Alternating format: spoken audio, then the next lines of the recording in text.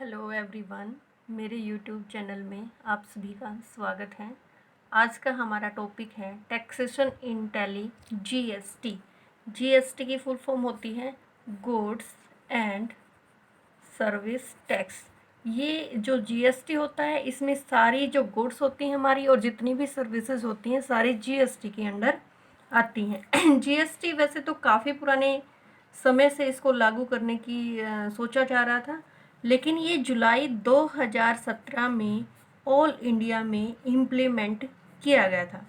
जो हमारी आज के टाइम में गवर्नमेंट है, मोदी गवर्नमेंट है, जो हमारे पीएम हैं प्रधानमंत्री मोदी जी, उन्होंने इसको लागू किया जुलाई 2017 में। वैसे हम एक बार इसके इतिहास पे नज़र डालें तो सबसे पहले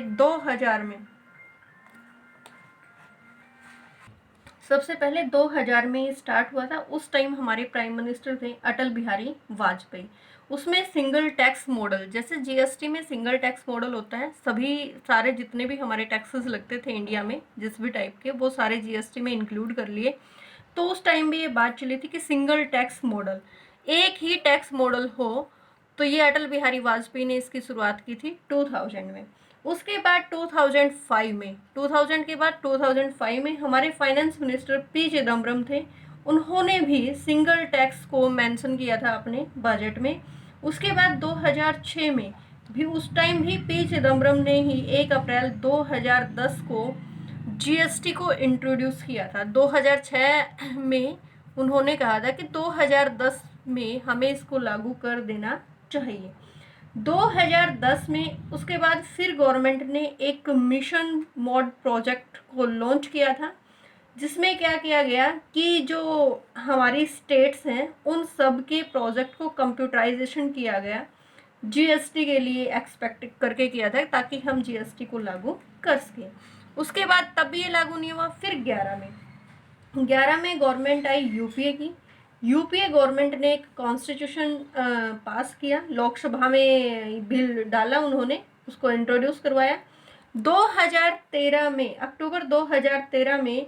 तो जो कई स्टेट्स थी हमारे इंडिया के, जो दूसरे राज्य थे, वो इसके अपोजिट हो गए। जो जीएसटी है वो उसके अपोजिट चले गए, वहाँ पे भी ये लागू नहीं हुआ। उसके बाद 2014 में फिर लोकसभा में इसका बिल आया, वहाँ पे भी ये पास नहीं हुआ। 14 में आया, फिर 15 में आया, 15 में भी नहीं पास हुआ। 15 में दिसंबर में आया था एक। उसके बाद जो दिसंबर में हमारा जो बिल है पार्लियामेंट में, वहाँ पे अरुण जेटली, जो फाइनेंस मिनिस्टर अरुण जेटली थे, उन्होंने इसको इंट्रोड्यूस करवाया। 2015 में ही फिर ये हमारे लोकसभा में पास हुआ। पहले हमारी लोकसभा में पास हुआ 15 में, उसके बाद फिर 16 में हमारी राज्यसभा में ये बिल पास हो गया। उसके बाद 16-17 में जो जीएसटी है उससे रिलेटेड 12 टाइम्स काउंसिल हुई। 2 साल के अंदर 16 से 17 के बीच में 12 बार, 12 टाइम्स, 12 टाइम्स का मतलब 12 बार इनके इससे रिलेटेड मीटिंग हुई। उसके बाद 2017 में 4 जीएसटी सप्लीमेंट्री बिल पास हुए। लास्ट में जुलाई 2017 में, आज एट प्रेजेंट में जो हमारी गवर्नमेंट है, मोदी गवर्नमेंट है, उन्होंने इस बिल को अडॉप्ट कर लिया और उसी टाइम से ये हमारे ऑल इंडिया में लागू है। जीएसटी के अंदर सभी प्रकार की गुड्स और सर्विसेज इंक्लूड हैं। इसके बारे में हम दूसरे देशों का इंटरनेशनल लेवल के बारे में इतिहास पढ़ें तो ये सबसे पहले फ्रांस में 1954 में आया था। वहाँ पे इसके काफ़ी अच्छे रिजल्ट देखें। विद इन इसके 1954 के विद इन 62 ईयर में इसके इतने बेनिफिट्स थे, तो जो हमारे 160 दूसरी कंट्रीज़ हैं उन्होंने भी जीएसटी को अडॉप्ट कर लिया। 54 के बाद 62 ईयर तक इसके बेनिफिट्स को देखते हुए दूसरी कंट्री ने भी इसको अडॉप्ट कर लिया। जो हमारा जीएसटी है काफ़ी अच्छा पैटर्न है, सिंगल टैक्स सिस्टम है, और इससे है ना जो हमारी गवर्नमेंट है जिसको हम रेवेन्यू बोलते हैं, राजस्व या जिसको रेवेन्यू बोलते हैं, उसमें काफ़ी इंक्रीमेंट होता है। इस वजह से भी इसको काफ़ी अच्छा माना जाता है। इसके बाद ये हमेशा कंजप्शन बेस पे लगता है, जो हमारी कंज्यूम्ड वस्तु होती है कंजप्शन बेस है, उसके ऊपर इस टैक्स को लगाया जाता है।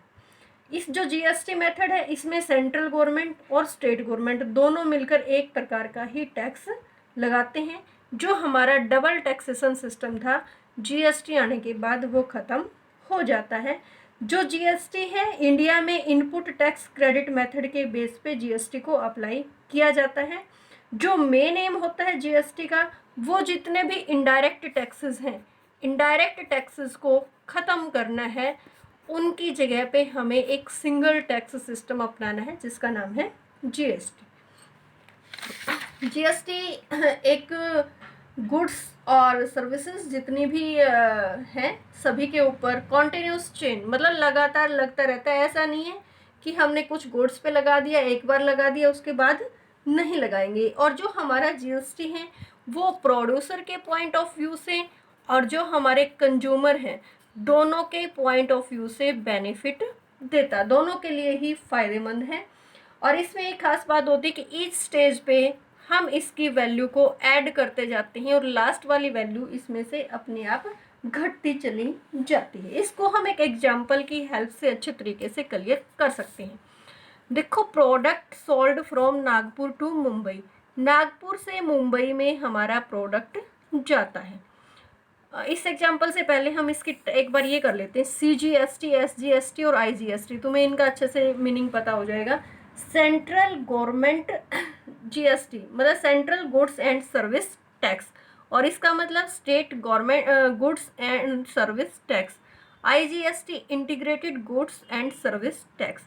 ये जो दोनों टैक्स हैं ये कब लगते हैं? जब हम इंट्रा स्टेट सेल होती है। इंट्रास्टेट मतलब एक ही स्टेट के अंदर जब हम कोई ट्रांजैक्शन करते हैं, कोई सप्लाई करते हैं, कोई परचेज करते हैं, उस टाइम जो जीएसटी लगता है उसको हम CGST और SGST बोलते हैं। ये सेंट्रल गवर्नमेंट की तरफ से लगाया जाता है, स्टेट गवर्नमेंट की तरफ से लगाया जाता है, और जितना टैक्स होता है उसका 50% सेंट्रल के पास जाता है और 50% स्टेट गवर्नमेंट के पास जाता है। फॉर एग्जाम्पल हम राजस्थान का एग्जाम्पल लेते हैं।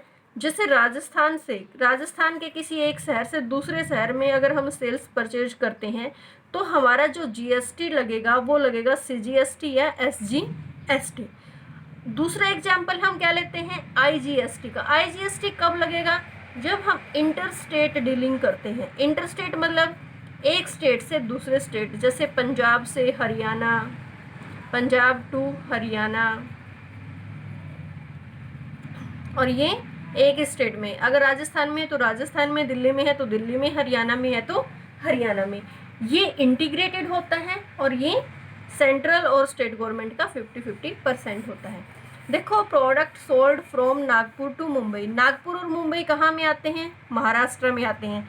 तो हमें पता है कि हम कौन सी मॉडल के अंडर आएंगे? CGST और SGST के अंदर। तो इसमें एक गुड्स है उसका प्राइस है 100 रुपीज़। हम वैट और GST का कंपैरिजन कर रहे हैं। वैट के लिए भी 1000 रुपीज़ है और GST के लिए भी 1000 रुपीज़ है। उसके ऊपर टैक्स का रेट कितना है? 10%। 1000 का 10% 100 हो जाएगा, 1000 का 10% 100 हो जाएगा। दोनों ही केस में, वैट और GST में, दोनों ही केस में टोटल कॉस्ट कितनी बनी हमारी? 1100, 1100। अब इसको हम क्या करते हैं? इस गुड्स को हम मुंबई से दूसरी जगह भेज देते हैं, दिल्ली। अब क्या हो गया? मुंबई महाराष्ट्र में है, दिल्ली अलग स्टेट है, तो इस पे हमारा कौन सा मॉडल अप्लाई होगा? IGST। देखो, इसमें जैसे 100 रुपीज़ थे हमारे जो टैक्स के हैं वो हमने 50-50% बांट दिए CGST में और SGST में। उसी तरीके से अब हम आगे करेंगे IGST में एक ही प्रकार का टैक्स लगेगा, उसमें कोई CGST और SGST नहीं किया जाएगा। अब जो दिल्ली है, दिल्ली के लिए कॉस्ट कितनी है भाई? 1100 रुपये। दोनों ही केस में, यह हमारा A केस हो गया और ये हमारा B केस होगा। दोनों ही केस में इसकी कॉस्ट कितनी है? 1100 रुपये। और वो आगे फर्दर प्रोडक्ट को बेच के 1000 रुपये तक प्रॉफिट कमाना चाहते हैं। अगर वो 1000 रुपये तक प्रॉफिट कमाना चाहेंगे तो 1000 रुपये जब प्रॉफिट ऐड करेंगे तो इसका टोटल कॉस्ट कितनी हो जाएगी? 2100। अब हमें क्या लगाना है? हमें पता है कि जब भी सेल परचेज होगी तो 10% क्या लगेगा? टैक्स लगेगा। जब 2100 रुपये के ऊपर हमने 10% टैक्स लगाया तो कितना हुआ 2310 रुपये। जो लास्ट कंज्यूमर होगा उसको प्रोडक्ट कितने का पड़ेगा 2310 रुपये का। अब हम बात करते हैं जीएसटी की। अब हमें पता है इंटरस्टेट है, जो डिलीवरी है इंटरस्टेट है, तो हमारा क्या लगेगा आईजीएसटी लगेगा, कितने परसेंट के हिसाब से 10% के हिसाब से। अब हमारा ये 110 आया, ये 110 क्यों आया, देखो जो हमारा 2100 रुपये हमने प्रॉफिट ऐड करने के बाद हमारी कॉस्ट डिसाइड की है, तो उसमें 2100 के ऊपर जो परसेंट लगा 10% कितना हो गया 210, लेकिन 100 रुपये हम यहाँ पे टैक्स पे कर चुके हैं, तो वो 100 रुपये हम यहाँ से लेस कर देंगे, तो टोटल पे अब हम कितना मिलेगा हमें 110 रुपये। तो इस वजह से हमारी इसकी कॉस्ट कितनी होगी 2210 रुपये, और वैट में कॉस्ट की टोटल कॉस्ट ऑफ प्रोडक्ट कितनी होगी 2310 रुपये। ये कंज्यूमर के लिए 2310 का पड़ेगा और ये कंज्यूमर के लिए 2210 का पड़ेगा। ये कंज्यूमर कॉस्ट हो जाएगी, ठीक है, जीएसटी में। उसके बाद है जीएसटी मॉडल, हमने पढ़ लिया, सीजीएसटी, एसजीएसटी, आईजीएसटी, ये 3 प्रकार का होता है। इसको हम वन नेशन वन टैक्स भी, one nation and one tax भी हम इसको बोल सकते हैं। Thank you.